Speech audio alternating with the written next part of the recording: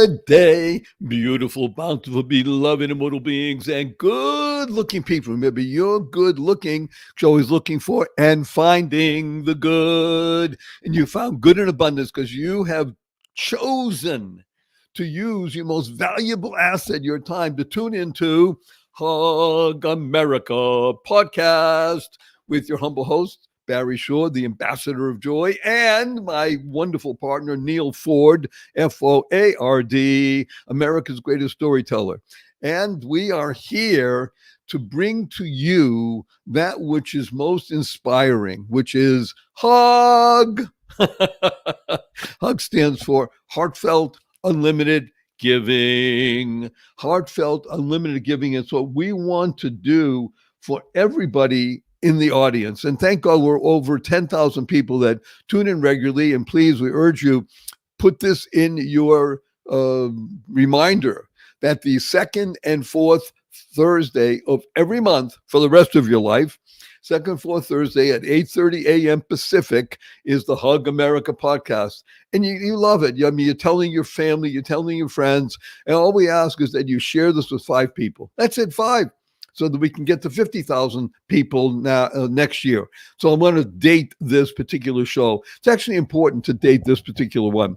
This is now the 27th day of the month of December in the year 2023. It's a fascinating, tumultuous, turbulent year. Everybody would agree to that worldwide. What we're going to discuss today is something that really is dear and near to our hearts. And by the way, you say, where is Neal? Where is Neal? Well, that's part of the fun story I'm going to tell you in just a moment. We're going to be discussing today our better angels. OBA, Our Better Angels, which is the theme that we've been working on for the past few sessions, and specifically today, because it is the transition time between one calendar year and another. And for those of you who really want to get your fill of interesting and uplifting and fascinating things, I urge you to tune into my podcast, which is called The Joy of Living. And for the first, we do it on every Tuesday of the every week on Tuesday. Just go and check it out. Go to the Joy of Living podcast, wherever podcasts are found. You can go to barryshore.com, barryshore.com, and find the podcast. This particular one, the first one of the new calendar year of 2024, is all about the secrets of the calendar. They're wonderful, they're interesting, they're fascinating, and you'll be just amazed at what we know and what we don't know about our own calendar. As a simple example, this is the month called December. So if you ask anybody around the world, what number month is this on the calendar? People look at you and say, what are you talking about? Hello, it's the 12th month. That's true. But look at the name December. It's December. Ember. Is the short root of something called a member, meaning a unit. DEC is Latin for 10. 10. Okay, Barry, so big deal. Well, because in ancient calendar, the Roman calendar, the Julian calendar, December was the 10th month. And again, if you tune into the podcast, you'll find out why it's no longer the 10th month and why it's the 12th month, and where are the 2 months that came in that made it 12 months in the year, because it wasn't always that way. Hint, hint, kings have power, or they used to. Julius, you heard of him? Caesar. By the way, that wasn't his last name. That was the title, the honorific title, meaning king or Rex or Tsar. Caesar and Tsar are very related. Julius had a month named after him because of what happened in Rome after he was assassinated in the year, 44 before the Common Era. And so a month was named after Julius, called July. Well, a number of years later, when his nephew or his cousin became emperor, the real powerful emperor, Augustus Caesar. Augustus had 4 names attached to him. Caesar, again, an honorific title. He said, wait a minute. If Julius has a month named after him, I'm bigger than him. He ruled a bigger empire. He sat on the throne for almost 40 years. So he had a month named after him, which is called, of course, August. Now, here it gets a little fun. July has 31 days. Most of the other month had 30, some even 29. But you can't have that. I mean, now he's Julius. I'm Augustus. I'm greater. So that's why August has 31 days, and why December is the 12th month, and September, which means 7, and October, which means 8th, and November, which means 9, are really not the 7th, 8th, 9th, and 10th month, are they? Okay, tune into the podcast and learn more. You'll be fascinated. You'll love it. So today we're talking about our better angels, and this is specifically related to the United States of America. 3 reasons. One is because the United States of America was founded on principles and ideals. Now, that doesn't mean that we always live up to our principles and ideals. Hello, we're talking about human beings. But we were a nation, the nation, actually, the only nation in the history of the world that was founded on principles and ideals. And we find them embodied in several of our documents. One of them is Declaration of Independence, this remarkable line, which really was the centerpiece, the fulcrum, look that word up, Fulcrum, the fulcrum upon which everything revolved and caused men and women to think about what it is that we actually write and act upon.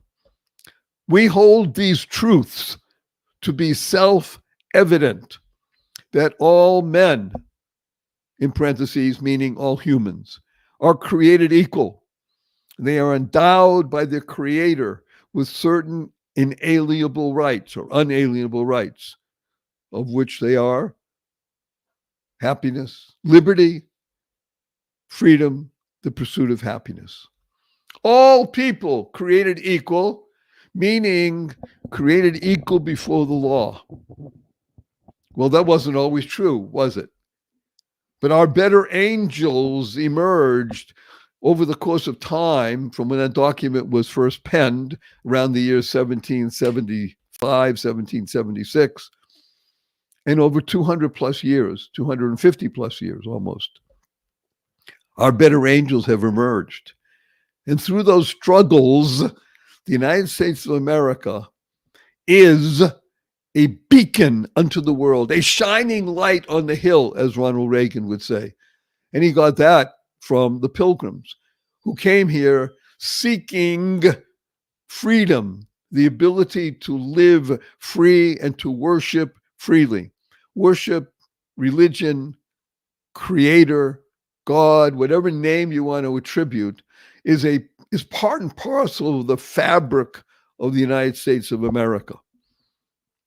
We today recognize that the United States of America and our fabric is being torn asunder. Great words, right? Look them up. What does it mean, asunder? Well, I'll have to talk about that another time. I want to recommend a book that I'm very fond of. It's called The Soul of America, S-O-U-L, The Soul of America. The author is John, Jon Meacham, M-E-A-C-H-A-M. It's a remarkable book because it details, in not a lot of pages, it's very easy to read and to understand, but it talks about the struggles, and they are mighty, the struggles that the people of the United States of America have gone through in living up to and approaching our ideals of liberty, freedom, e pluribus unum, which means out of many, one, not out of one, many. The difference is dramatic. Out of many, one ideal, which is in God we trust. Or as my uncle used to say, in God we trust, all others pay cash. That was just a fun line. But the reality of life is that in the United States of America, we strive to be united, with common goals and purposes, that all people should be able to live in freedom and be able to have the rights and the responsibilities that are enumerated in the Constitution and other documents of the United States of America. It seems today, when I speak to people, especially younger people, by the way, but people of all ages, those of you who are watching can see that I'm older. Chronologically, I'm 75. Metabolically, I'm 48 because I swim 2 miles a day, 6 days a week, and I've been doing that for almost 15 years. My mental acuity is 28 because I work with a lot of people on the internet who are between 20 and 30, and my SOW is 8. Okay, Barry, sure. What's an SOW? Sense of wonder. I'm an 8-year-old. So when I speak with people, again, 20s, 30s, 40s, 50s, 70s, peers or people older than me, we discuss oftentimes that it seems like these are very dark times. These are crises, and then what's going on? The country is falling apart. So those of us who read history, and I mean read history, not just watch movies or television or documentaries even, read history, understand and know that dark times, crises, wars, civil war even, but many times clashes throughout American history have taken place. And throughout it all, throughout them all, our better angels keep emerging. It's a struggle, by the way, not unlike as a woman told me recently. Okay, I'll tell you who it is. My wife. Giving birth. There is no greater struggle and powerful emotional process than giving birth. Men don't know that. Men cannot give birth, no matter what you may be hearing even today. Women give birth.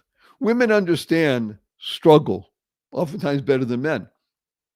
But the point is that struggle is difficult. Struggle is reality.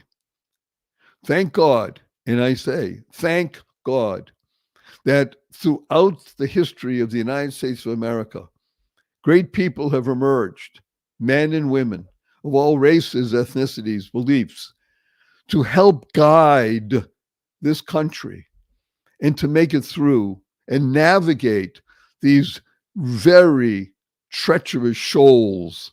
That's another good word. Look it up. SHOALS. These treacherous shoals, and enable the United States to come through and emerge greater.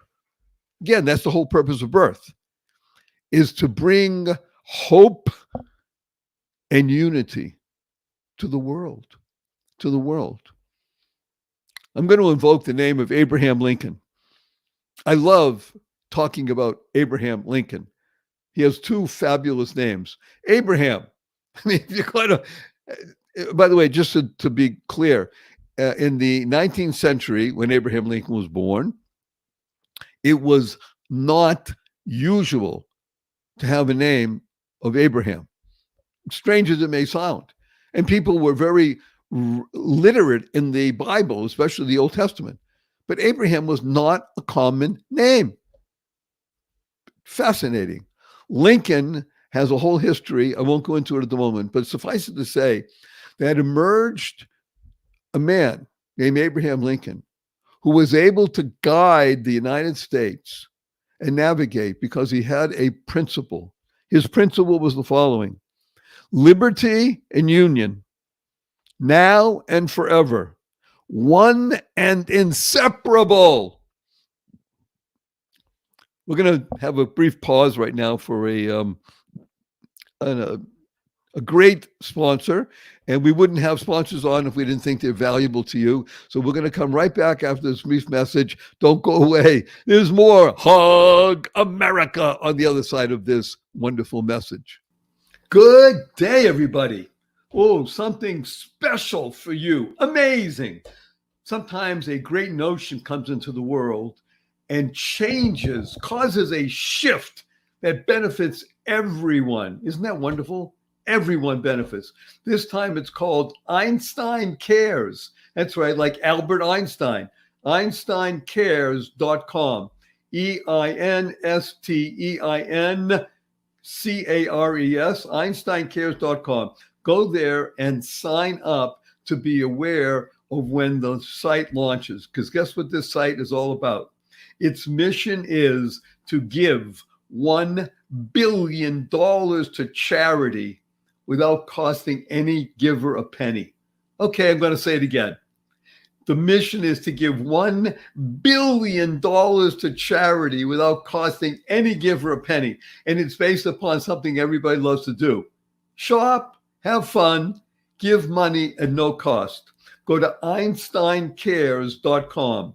That's EinsteinCares.com and register now so that when the site launches, you will be amongst the first to know about it. So you can shop, earn money, and give money at no cost. What a wonderful world to even be thinking about these things. EinsteinCares.com. Do it today. You'll thank me, and you know you love thanking me. Best wishes. Bye now. Good day, beautiful, bountiful, beloved immortal beings, and good-looking people. Remember, you're good-looking. It's always looking for and finding the good. We found good because we're discussing the greatest hope in the world. Abraham Lincoln, again, I'm a major fan is not the right word, devotee of this remarkable being, and he was one amongst many. Let's be clear. One amongst many throughout our history, our short history, 250 plus or minus years, amongst many who understand that this is what he called the last best hope for humanity. The last best hope. Hope is a wonderful acronym that stands for helping others progress every day. Helping others progress every day. When you're thinking about others and working for others, then guess what? You will always be taken care of. My father taught that to me when I was 9 years old. I grew up in a place called Boston, Massachusetts, and we had long, cold, snowy winters, at least when I was growing up many years ago. And I'm sure it hasn't changed that much. And one of the things I used to do and look forward to was school was closed off when it snowed. Yeah. I didn't just crawl back into bed and go to sleep. I went out, all dressed, warm and such, with a shovel and knocked on doors and did snow shoveling for money. I earned a lot. I used to make 25 cents, and which was not bad for an allowance every week. But on a particular, we sometimes have 2 or 3 snowstorms in a year. I would make on a snowstorm working many hours, 8, 9, 10 hours sometimes, from early morning until it got dark. I would make somewhere around $55 in a day. Whew! When I came home, my father said to me one day, he asked me a question. He said, "My dear beloved son," he would ask, actually, he addressed me that way every once in a while. "My dear beloved son, how do you spell business?" Business, Dad. He said, "Yes, that's true. Notice that the U comes before the I. When you are out there serving, taking care of others, the I will always be taken care of." You hear that? That's how I understand the United States of America. We base ourselves on service. Now, again, everybody, all the time, from the beginning, hello, we're dealing with human beings. And we're dealing with really difficult and contrary processes that are like plate tectonics. Now, if you know what plate tectonics is, please look it up. It's the moving against one another of major land issues. We call them fault lines. That's what causes earthquakes. Then these plate tectonics move against one another. Things happen. They erupt. So we've been through many difficult situations. Again, one of the worst and the most difficult was the American Civil War, But it didn't just happen in a few years. It was the culmination of many years of clashes over this idea of slavery. Now, slavery was a physical situation, but it was also a mindset. And it was the mindset of slave owners, of slaves, and other people that enslaved people and caused these rubbing against each other ideals, which we said, remember the Declaration of Independence, all men are created equal. How do you square that? How do you have hate groups after the Civil War creating Jim Crow laws and KKK? And unfortunately, it was all from the Democratic Party. The Democratic Party was the voice and the face of all of that. It was the Republican Party, headed by Abraham Lincoln, that fought against that. And then as things emerge, and then the whole idea of suffrage, of the ability for people to vote, not just men or men of property, of women, of people of all races, of all colors, of all backgrounds. These struggles are enormous. They're based, however, on the three fundamentals of the United States of America: liberty, e pluribus unum, out of many, one, and in God we trust. These fundamentals enable us to navigate these treacherous, truly horrid situations as we are experiencing at this very moment. The United States of America in the year 2023 is roiled, R-O-I-L-E-D, roiled in controversy. Many different, but primarily two great movements are forcing each other upon themselves and causing upheaval. One of the greatest of all upheavals is a southern border that has had hundreds of thousands, millions of people streaming in. It's really an invasion. I won't go to the idea of good, bad, whatever. That's individuals to make decisions, and that's why we have elections. What I do want to talk about, though, for the next few minutes, and to end on this very high note, is the idea of our better angels. I'm going to tell about better angels by two angels that I've met and know.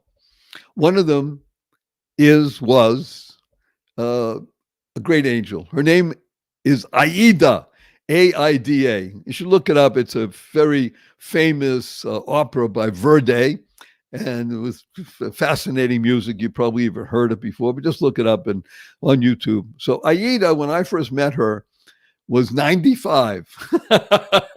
Chronological. I met her when I was, I think, 57. And we met at a swimming pool. And because I was, those of you should know, look up my story on barryshore.com and you read my backstory. I used to be a quadriplegic. I was paralyzed from my neck down for years. And one of the ways I was able to regain part of my abilities to move was through what's called aquatic therapy. So here I am at a swimming pool, and I'm in a wheelchair, and these pools, thank God, in America, certainly where I lived in Southern California, had these special chairs, lifts, and we moved from a wheelchair onto this chair. When somebody pressed a button, I couldn't do it, got me in the water, got me out of the water, and I was able to do exercises with people in the water. Eventually learn how to swim. And I met Aida. Aida is 95. You hear this? 95. And she's moving, again, from wheelchair onto this chair into the water, and she's walking along, holding on to the lane line, just moving, just because that's the essence of life, moving. And of course, after a while, began to speak with her because, hello, she's 95. If I can't learn from somebody that's older than me, what good is it? And I urge everybody to learn something from somebody older than you, preferably 2 decades at least. But you meet people that are older, it's a wonderful thing, which is the great news about the holidays, by the way. People tend to get together, and families, older people and such. And I met Aida and started talking. And so we chatted for a long time, day after day after day, because she would come 2-3 times a week. You hear this? 95. I asked her why she came. She says, hello, I'm alive. And you know something, Barry? I love your energy. I want to be like you. And I said, no, you want to be like you, the best you possible, which is why people tune into this. You want to be the best you, not me, not Neal, you. So through our years of working together, I had built something called the 11 strategies for learning how to live in joy daily, no matter the circumstances. By the way, you can get that book, The Joy of Living. Just go to barryshore.com/ebook, and it's yours at no cost. So I worked with Aida over the course of years. And one of the strategies that she loved the most, she loved this strategy: get uncomfortable. What? Yes, get uncomfortable. Now, I'm not talking about putting a pebble in your shoe and walking around all day. That I'm talking about doing something that gets you a little shift in your perspective. Now, you got to keep that F in place and shift, or the other stuff happens. Example, learn to brush your teeth with your non-dominant hand. I want to tell you a great story. I had the pleasure of working with Aida for more than a decade. I was able to sing happy birthday to Aida every year for more than 10 years. And I sang to her on her 106th birthday just a couple of years ago. She just passed away a couple of months after her 106th birthday. She was lucid. She heard the song. I sang it to her. How wonderful is that? Reach out to others. Let me tell you a story on the other end of the spectrum in terms of age and people. I enjoy going to the library. And by the way, the library is one of the most visited places in America. The libraries have a whole history. You might even do a show on libraries and history of them. They're amazing. Free library, books, free, take out, bring back. What a country. What a world. So I still walk with difficulty, and I walk with a 7-foot walking wand. And so I'm a triped, not a biped. So as I'm approaching the door of the library, a young person, I think he's told me 16, I asked him later, comes running in front of me and opens the door. Well, that's cool. I love it. I say, thank you. And he smiles and says, you're welcome. And then he goes into the next door, because there's another door to get into, rushes and opens the door for me. I say, this is wonderful. That's so fabulous. Thank you so much. I asked him, what's your name? He said, my name is Laszlo. Laszlo. L-A-S-Z or Z-L-O. Laszlo. So it brought back a fabulous memory that I had at the pool one time working with Aida, of another fellow that I met who was at that time, I think he was 19, who was helping me with something because my attendant wasn't there that day and I needed some help. And he came over and he helped. Didn't even ask. He just looked and saw that I needed help. He came over and helped. His name was Laszlo. Unusual. 2 Laszlos I know. What was the point? Nobody asked. They did it because that's the essence of America. Service. Service, giving, helping others progress every day. That's the genius of this country. That's what not only will get us through, but will enable us to use these very difficult times and create greater benefit for all of humanity. We're a beacon unto the world. We are that lighthouse on a hill. We are the last best hope for the world. Our hug from Neal and Barry, heartfelt, unlimited giving. Here we go on the count of 3. 1, 2, 3.